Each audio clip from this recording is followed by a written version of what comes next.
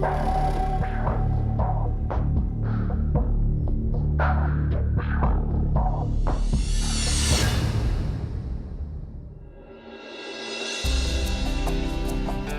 the sun rises over Pili Camarines Sur, a normal day begins for most of its townfolk. The usual hustle and bustle of the province fills the air. For most, it is but a normal day in their daily grind. But for a select few, a different story is about to unfold. The reality is that in the Philippines, not a lot of people have that opportunity to travel abroad to do it. So over the last 2 years, we worked really hard to get the franchise from the World Triathlon Corporation, who are the owners of the Ironman brand, and bring an Ironman 70.3 here to the Philippines. So it's really a dream come true for the Philippines, for me personally, and to be able to share the experience of an Ironman with everyone. I think I got started in triathlon in 1993. My father and I saw an event in Australia and thought that'd be something fun to do. I grew up surfing and running in Australia, and triathlon was very centred around the beach in my country, and it was quite a new sport in that time, and I was drawn to it. I thought it was a good challenge, and I've been doing it ever since. A lot of energy has already been spent as the competitors make the U-turn to complete the second half of the loop. Now, countless hours of training and years of valuable experience are paying off. Right now, Tim Marr is behind Cameron Brown, Chris McCormack, Pete Jacobs, and Terenzo Bozzone. Bozzone and Jacobs are in a tug of war for the lead, with the Kiwi hotshot having a slight edge as they approach the second part of the swim course.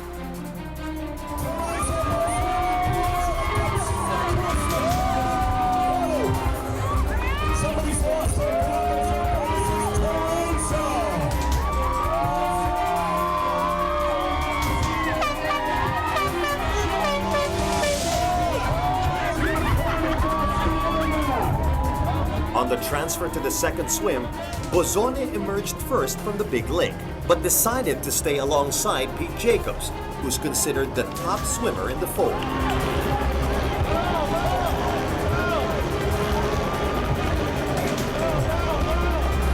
Strategies are now surfacing, and the competition has shifted into higher gear as the pros tackle the CWC lake to finish off the remainder of the swim course.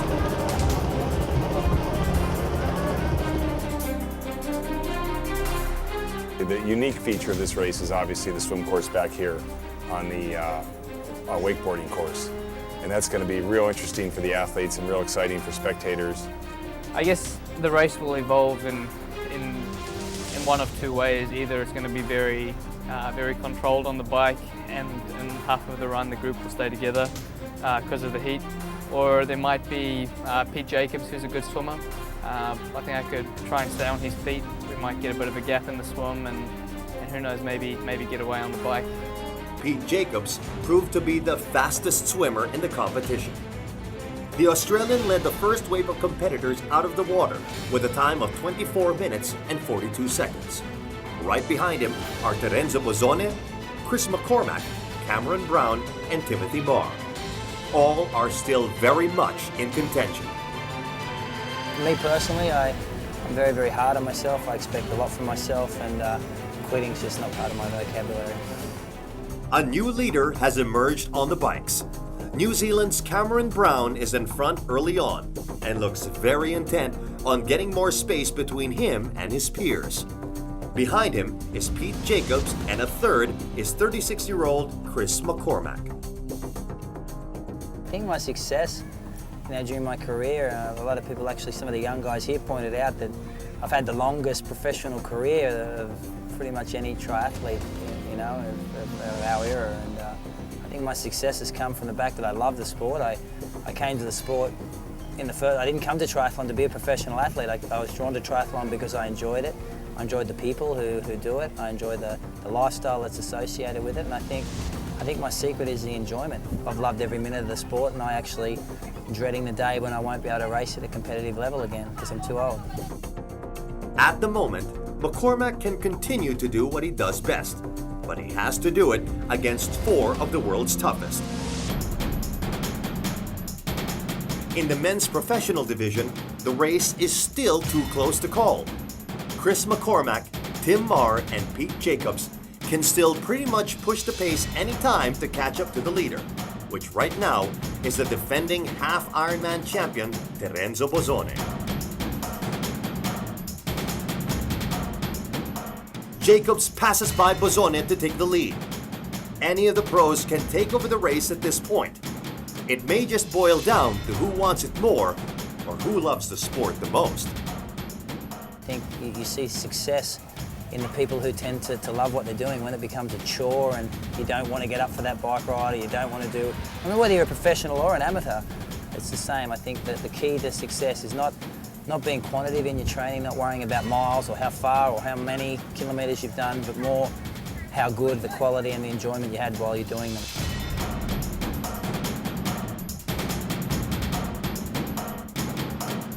With just a couple of seconds separating the guys, anything can happen.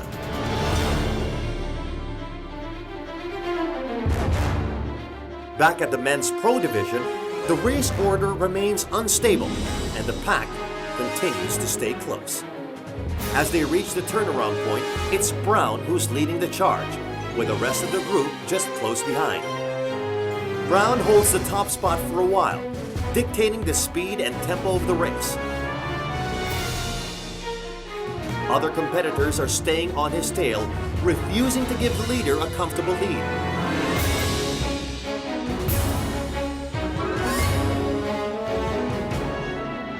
In different conditions, you know, that's the uniqueness about our sport. Different strengths shine. I tend to struggle a little bit in the hot, humid races, which is why I've targeted them this year. And you know, if I was to say my bike and run is usually my two biggest strengths, but in a race like this, I think I might take away a little bit from the bike and look at playing it safe and being safe, very good on the run.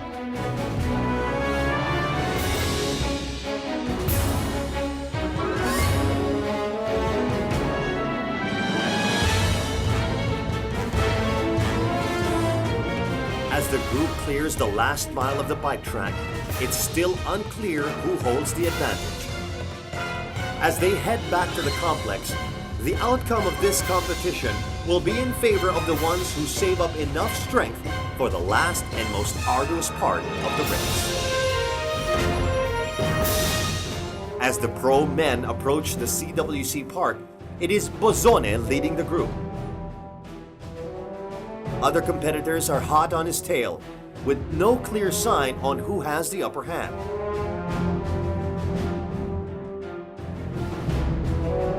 Coming in at the bike-to-run transition, McCormack and Bozzone lead the charge. Trailing behind them is Brown and Marr.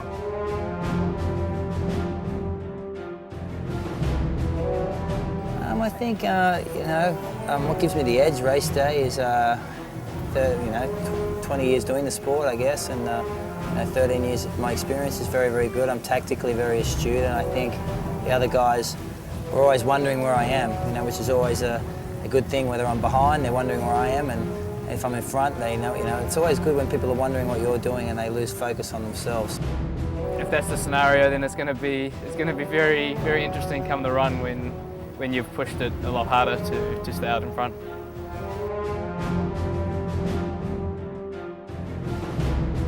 It is now time to take on the third leg of the race, which many consider as the true test of determination and endurance.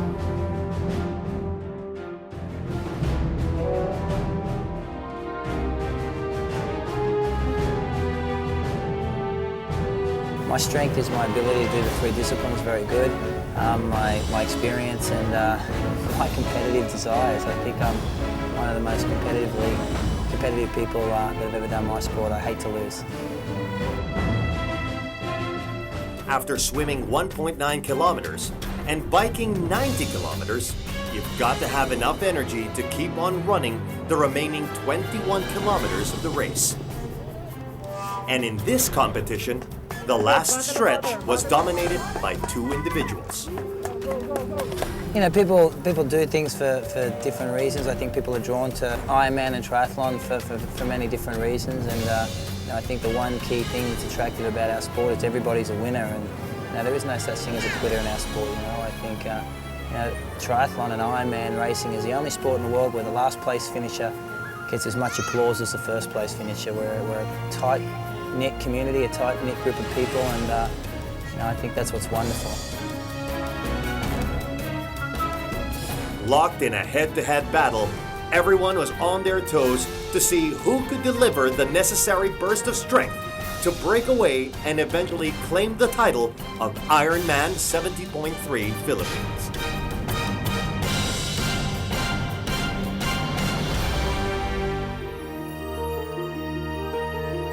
Terenzo Bozzone began his climb towards greatness in 2008. Last year, the 24-year-old collected 5 wins, 2 second-place finishes, while setting 2 course records in the process. Combining the poise of a veteran with the hunger of a young champion, the rising star looks to make 2009 just as special, while sharing the stage with the great Chris McCormack. For me, if I have a good race and I'm happy with how things turned out for me out on the course, then it doesn't really matter where I come, as long as it's respectable, I'm happy. The race has reached its crescendo. The question of who wins the battle between experience and youth is about to be answered. Only time will tell which of the two will prevail. There's 2 different feelings of crossing the finish line. One when you cross the finish line first, and the other one when you're the second or third. The unimaginable effort spent in training and competition is about to bear fruit.